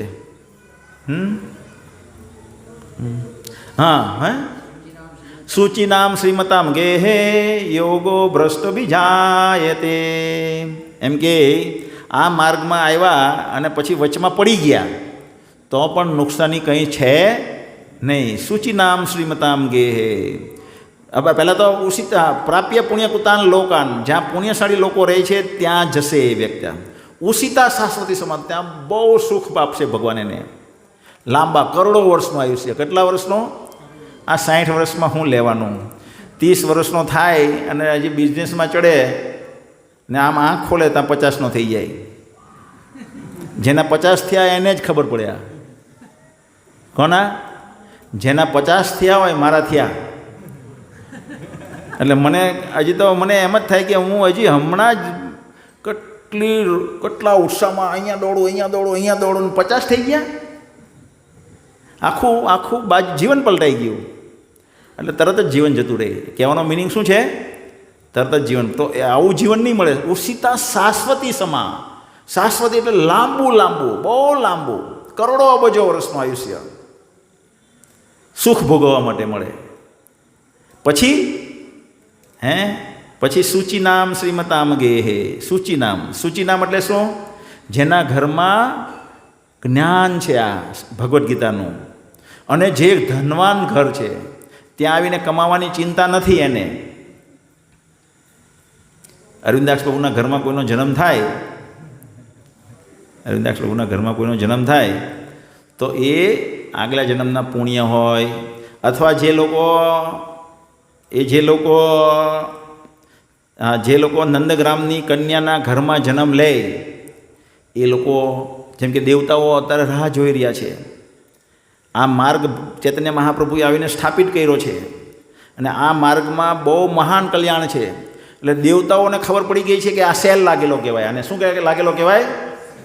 હિતેશભાઈને નથી ખબર, મારે હિતેશભાઈને રોજ માથામાં મારવું પડે, અને સેલ કહેવાય, સેલ કહેવાય, સમજી લેવું, ખરીદી લેવું. અરે ભાઈ આની જેટલું સસ્તું નથી મળવાનું, સમજો. એટલે આ સેલ છે એકચ્યુઅલી. બહુ આસાનીથી ભગવાનના ધામમાં જઈ શકાય એટલો સરળ માર્ગ આપેલો છે ચૈતન્ય મહાપ્રભુએ, એટલે સેલ છે. અને દેવતાઓ પારખી ગયા છે. શું છે? દેવતાઓ પારખી ગયા છે. હવે એને ગર્ભ શોધી રહ્યા છે. શું શોધી રહ્યા છે? ગર્ભ. ગર્ભ એટલે જેમાંથી અવતરિત તો થવું પડે ને, પ્રોસેસ છે અહીંયા અવતરિત થવાની. તો દેવતાને અવતરવું છે પણ અવતરી શકતા નથી. તો એ અહીંયા આપણું એક વૈદિક ગુરુકુળ છે. એમાં કન્યાઓ એટલે કે લેડીઝની છોકરીઓ, એટલે કે જે ગ્રહસ્થ ફેમિલી રહે એની છોકરીઓને એવું પ્રશિક્ષણ આપવામાં આવે કે એ ધર્મને 100% પાલન કરે. અત્યારે તમે બધી જે લેડીઝ છે એને ધર્મ કોઈને ખબર નથી. શું ધર્મ જે છે ને, ધર્મ, લેડીઝ ધર્મ, તમે અહીંયા આવો છો ઘણા, મારી વાઈફ પણ છે, પણ 2-5% છોડી દેવો એટલે 2-5% એને ધર્મ વિશે નોલેજ હશે, બાકી 97% ધર્મ શું છે એ કોઈને ખબર નથી. અને ખબર હોય તો આપણે પાલન કરી શકીએ નથી, કારણ કે આપણો નેચર એવો થઈ ગયો કે વારંવાર અધર્મનું પાલન થઈ જાય. તો આપણા ઘરમાંથી દેવતાઓ આવી શકવાના નથી. પણ એ લોકોને ટ્રેનિંગ જ એવી રીતના આપવામાં આવે કે એ લોકો ધર્મનું પાલન કરશે આજીવન. અને એટલા માટે દેવતાઓ આવશે, આચાર્યો આવશે એવાના ગર્ભમાંથી. ખ્યાલ આવ્યો ને? તો શ્રીમતામ ગેતા સૂચિનામ ગેહે, ગેહે એટલે ઘરે, તો એ લોકો સૂચિનામ કહેવાય. કોણ? જે નંદગ્રામ વાસીઓ છે. વાસ્તવિકમાં આપણે બી કહેવાય પણ આપણે કૃત્રિમ કહેવાય થોડા થોડા, પણ એ વાસ્તવમાં સૂચિનામ એ લોકો કહેવાય જેને વિઝડમ ખબર છે, આખું વિઝડમ, જ્ઞાનમ વિજ્ઞાનમ, જ્ઞાન સહિતનું વિજ્ઞાન અમલમાં મૂકેલું છે જેને વિઝડમ કહેવાય, એમાં એ લોકો નિપુણ છે. એવા ઘરે આ વ્યક્તિનો જન્મ થાય છે. તો એમાં નુકસાની કંઈ થયું ભાઈ? તમારું ભજન આ બધા આપણો બધા અત્યારે કૃત્રિમ ભક્ત છે પણ ભજન કાચું રહી ગયું, તો આપણો જન્મ ક્યાં થશે? આવા ઘરે થશે. બરાબર ને? તો નુકસાન કંઈ નથી. Right or wrong? ભજન કરવાથી તો સ્વલ્પમાસ્ય ધર્મસ્ય ત્રાહેતો મહત્વ ભયાત, મહાન ભયમાંથી બચી શકાય છે. પણ ભજન કાચું રહી ગયું, ભક્તિ કાચી રહી ગઈ, તો પણ આ ફળ મળે છે. બરાબર છે ને? હવે આગળ શું સમજાવે છે? હવે એની સામે એ સમજાવે છે. શું સમજાવે છે? કંઈ ગયું? હા, કો વાર્થ આપતો ભજતામ સ્વધર્મ. તો કો વાર્થ આપતો ભજતો સ્વધર્મ. સ્વધર્મ એટલે કોઈ બિલ્ડર છે, બિલ્ડર ભાઈ જયંતીલાલે વિચાર્યું કે હું ટોકીઝ બનાવું. શું બનાવું? ટોકીઝ. અને ટોકીઝ બનાવવામાં 10 કરોડ રૂપિયા નાખે. કેટલા રૂપિયા નાખે? 10 કરોડ. હવે 50 લાખ રૂપિયાની જરૂર પડી હતી, એની પાસે છે નહીં. 50 લાખની વ્યવસ્થામાં થોડુંક રંગાન બાકી હતું. જે કંઈ એનું ઇક્વિપમેન્ટ લાવવાનું કે જે કંઈ હતું એ બાકી હતું ટોકીઝમાં. અને ભાઈ ઉપર જતા રહ્યા. તો એ 9.5 કરોડ ખર્ચેલા ઝીરો થઈ ગયા કહેવાય. શું કહેવાય? ઝીરો. પૂર્ણતા હાંસલ નહીં થઈ કહેવાય. આખું વર્ષ ભણ્યા અને કોલેજના એન્જિનિયરિંગની ફાઇનલ એક્ઝામ નહીં આપી એકા. શું થઈ ગયું કહેવાય? ઝીરો થઈ ગયું કહેવાય. બધું ઝીરો. કંઈ મળવાનું નથી, કોઈ વેલ્યુ નહીં રહી. ખ્યાલ ને? એટલે આ જગતમાં પૂર્ણ કરવું પડે કોઈ પણ કાર્ય. અને પૂર્ણ કર્યા પછી પણ 99% ચાન્સ છે નર્કમાં જવાનો. શું છે? પૂર્ણ કર્યા પછી પણ જવાનો ચાન્સ તો નર્કમાં જ છે. તો હું આપવાનો સ્વધર્મ અત્યારનો કલિયુગનો? સમજમાં આવે છે ને? તો આ માર્ગની વિશેષતા શું છે? કેટલી મોટી વિશેષતા છે ભાઈ ભાવેશ? વિશેષતા થઈ ને કે આ માર્ગની વિશેષતા તો જો ભગવાન એટલે આ વિશેષતા સમજાવે છે. પ્રભુપાદ એમાં એક ઉમેરો કરે છે, સોને પે સુહાગા, કે નેહાભિક્રમના શોચતી પ્રત્યવાયો ન વિદ્યતે સ્વલ્પમસ્ય ધર્મસ્ય ત્રાહેતો મહતો ભયાદ. નારદ મુનિ કહે છે ત્યક્ત્વા સ્વધર્મમ ચરણાંબુજેમ હરિ, ત્યક્ત્વા સ્વધર્મમ ચરણાંબુજેમ હરેર ભજન પકોત્પતે તતો યદિ હરિ યત્ર ક વા ભદ્ર બુધ માસ્યુ કિમ કો વાર્થ આપતો ભજતામ સ્વધર્મ. હવે એટલે આ કીધા પછી 41મો શ્લોક ભગવાન કહે છે આ જ વિશેનું, આ માર્ગમાં લાવવા માટેની વિશેષતા શું છે? વિશેષતા આ છે, પણ હવે આ માર્ગમાં કોણ આવી શકે, આ માર્ગમાં કયો વ્યક્તિ આવી શકે એ સમજાવે છે 41મા શ્લોકમાં. શું કહે છે? વ્યવસાયિત્મિકા બુદ્ધિ એકે કૃનંદન બહુશાખા હિ અનંતાયશ્ચ બુદ્ધયો અવ્યવસાયિના. શું કહે છે? હે કુરુનંદન, કુરુમાં ઉત્પન્ન થયેલો કુરુનંદન, જે મનુષ્ય આ માર્ગ પર છે તેઓ ઉદ્દેશમાં દ્રઢ સંકલ્પવાળા હોય છે અને તેમનો ધ્યેય પણ એક જ હોય છે. જેઓ દ્રઢ નિશ્ચય નથી તેમની બુદ્ધિ અનેક શાખાઓમાં વિભક્ત થયેલી હોય છે. એટલે બિલ્વામંગલ ઠાકુર શું કહે છે? જે આ માર્ગમાં હોય છે, શું કહે છે? જે મનુષ્ય આ માર્ગ પર છે તેમનો ઉદ્દેશ એક દ્રઢ સંકલ્પવાળો હોય છે. શું હોય છે? ચિંતામણી પ્રાપ્ત કરવી છે. બિલ્વામંગલ ઠાકુરનો દ્રઢ સંકલ્પ કેવો હતો? પિતાજી મૃત્યુ પામ્યા છે, અગ્નિદાહ આપી રહ્યો છે, પણ ચિંતામણીને મળવા જવું છે. દ્રઢ સંકલ્પ. તો જે વ્યક્તિને દ્રઢ સંકલ્પ લીધો છે આ જીવનમાં ભગવાનને પ્રાપ્ત કરવા છે, કારણ કે બુદ્ધિયોગ આવી ગયો કે બહુ જન્મ ફેર્યા પછી પણ કંઈ લાભ નહીં થયો, એટલે વાસુદેવ સર્વમિતિ, વાસુદેવને પ્રસન્ન કરવાના છે મારે, એવી જેને સમજણ આવી ગઈ એ વ્યવસાયિત્મિકા બુદ્ધિ કહેવાય. એ વ્યક્તિ એનો દ્રઢ સંકલ્પ હોય છે ને એ એક નિશ્ચિત માર્ગ પર ચાલતો વ્યક્તિ હોય છે. અને જે વ્યક્તિ આવો નથી, બહુ શાખા હિ અનંતાયશ્ચ બુદ્ધયો અવ્યવસાયિનામ, જેની બુદ્ધિ બહુ ભાગમાં વિભાજિત છે, બહુ ભાગમાં વિભાજિત છે. એટલે શું કહે? થોડીક વાર વિચારે ટીચર બની જાઓ, થોડીક વાર વિચારે ઇન્ડસ્ટ્રી નાખી દેવું, થોડીક વાર વિચારે પેટ્રોલ પંપ નાખી દેવું, થોડીક વાર વિચારે અમેરિકા ફરવા જતા રહેવું, થોડીક વાર વિચારે સિંગાપુર ફરવા જતા રહેવું. એટલે દુનિયામાં એક પછી એક જેમ બધી નદીઓ સમુદ્રમાં પ્રવેશે ને, નદીમાં પ્રવેશે ને, એક ધારી પ્રવેશ કરે ને, નદીનું પાણી સમુદ્રમાં એક ધારું પ્રવેશ કરે, એવી રીતના અલગ અલગ વિચારો એક ધારા મનુષ્યની અંદર પ્રવેશ કરશે. કોના? જેની બુદ્ધિ અવ્યવસાયી છે, જેની બુદ્ધિમાં દ્રઢ સંકલ્પ નથી આવ્યો, જે એકે કુરુનંદન નથી, તેને એક માર્ગ પર ચાલવાવાળો જે વ્યક્તિ નથી. એટલે એ આપણને શું કરશે? હવે આપણને એક ધારો અવિરત વિચારો આપણા મનમાં પ્રવેશ્યા કરે તો આપણને સુખી થવા દે? નહીં સુખી થવા દે.